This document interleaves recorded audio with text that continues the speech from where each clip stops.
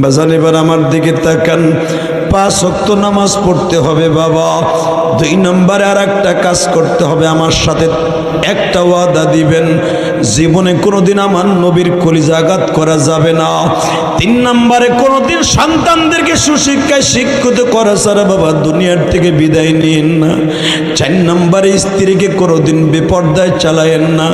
ও মা, আমার মা দুঃখিনী, মাত্র 29 বছর বয়সে আমাদের 3টা ভাইরে রাইখা মারা গেছে গো মা। এই পৃথিবীতে মা কি জিনিস আমি ইলিয়াসুর রহমান জিহাদি হাড়ে হাড়ে জানি। সৎ মায়ের ঘরে বড় হয়েছি। এই শীতের মৌসুম আসলে বাবা, আমার ওয়াজ যারা ইউটিউবে শুনছেন সবই আপনারা জানেন।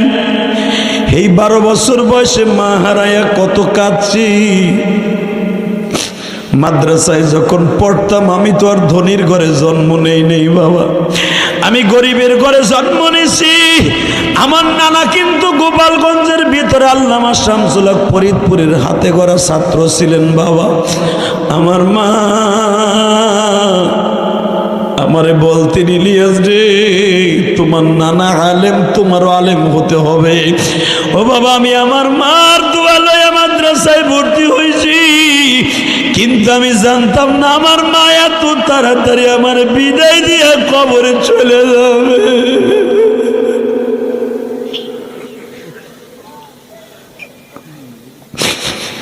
আমি যখন কোটালীপাড়া পড়ি, মাননীয় প্রধানমন্ত্রীর এক আসন বাবা কোটালীপাড়া, আমি যখন ওই মাদ্রাসায় পড়ি, আমার জনম দুঃখিনী মা আমারে বললেন, ইলিয়াস রে, আমি দেখতাছি তুমি মাদ্রাসায় পড়া বাদ দিয়া যেই শয়তানে শুরু করছো, তুমি মনে হয় মাদ্রাসায় পড়তে চাও না।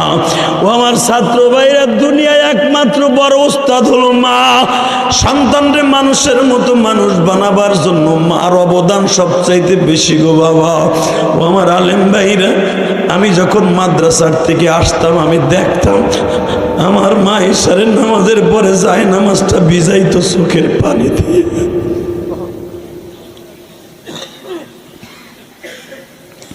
কেন আমি প্রতিদিন মায়ের জন্য কাঁদবো না গো?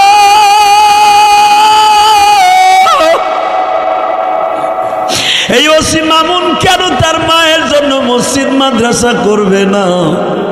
অবশ্যই তার মার অবদান তার প্রতি অনেক বেশি।